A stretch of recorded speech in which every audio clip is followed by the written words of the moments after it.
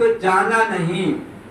यदि जाना नहीं तो याद रखिएगा आपके अंदर एक जो स्वाभिमान, जो आत्मविश्वास जगना चाहिए बात रखने में, वो नहीं बनेगा।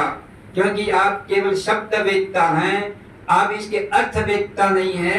तो आप बोल तो सकते हैं तोते की तरह, किंतु तोते की तरह बोलने से आपकी अभिव्यक्ति जो होती है, अभिव्यक्त करने की जो शक्ति होती है, जो शब्दों का बल होता है, वो आपके द्वारा प्रकट नहीं होगा।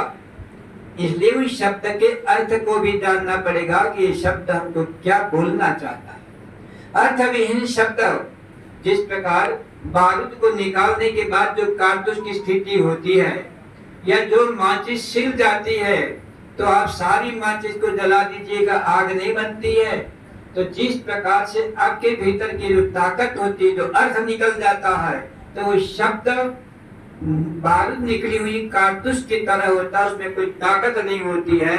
तो हम जो भी शब्द पढ़ेंगे उसका अर्थ भी जानेंगे कि उसका मौलिक अर्थ क्या है, उसका वास्तविक अर्थ क्या है, उसका प्राकृतिक अर्थ क्या है, उसका तात्विक अर्थ क्या है, वो हमको जानना पड़ेगा। संस्कृत विद्या रटु विद्या है, रटनी पड़ती है।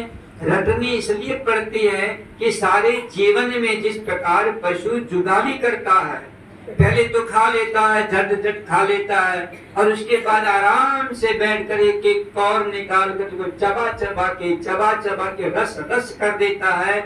उस प्रकार आप रटी हुई विद्या को जब एकांत मिलेगा, गुरु का सानिध्य मिलेगा, गुरु के द्वारा शब्दों का अर्थ मिलेगा, उस समय पर आप एक एक शब्द की जुगाली करेंगे तो रस रस निकलेगा, इसमें से परमात्मा निकलेगा। ऐसा हमारे पतंजलि महाभाग बोलते हैं कि एक शब्द सम्यक ज्ञाता। इसलिए आपको ठीक से जानना, सम्यक ज्ञाता का मतलब क्या है?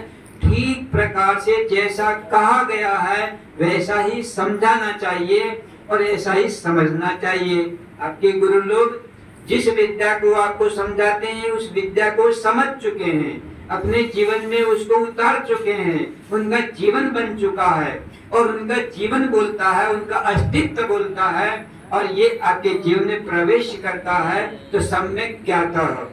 जान तो लिया कि तो संप्रयोग, इसको प्रयोग करना नहीं आया। आपके पास बड़ी विद्या है, किंतु विद्या को जिस प्रकार माला पोते हैं, ऐसे शब्द के साथ शब्द को, जैसे हमारे प्रतिपादित जी साहित्यकार हैं, जब आप इनको सुनेंगे तो ऐसे सुंदर सुंदर शब्दों की अभिव्यंजना प्रकट करते हैं कि चुन चुन के शब्दों को रखना और इसका प्रयोग करना, अर्थविहीन न हो जाए। केवल शब्दों का प्रयोग नहीं, किंतु कौन से शब्द का अर्थ आने वाले शब्द से जुड़ जाता है, उसका अर्थ आगे वाले शब्द को जुड़कर एक वाक्य बनता है, और वाक्य हम सब लोगों को अभिज्ञात कराता है, विषय का पदार्थ का ज्ञान कराता है। तो शब्दों का चयन भी अच्छा होना चाहिए, और ये तब हो सकता है कि आपके पास शब्दों का ज्ञान हो। तो विद्यार्थी किसको बोलते हैं?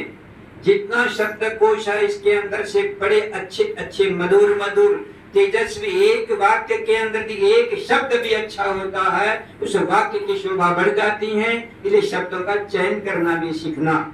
जैसे आप शब्द गुरुजन बनाते हैं तो उसका प्रयोग करना। यदि कोई भी शब्द अथवा कोई भी विद्या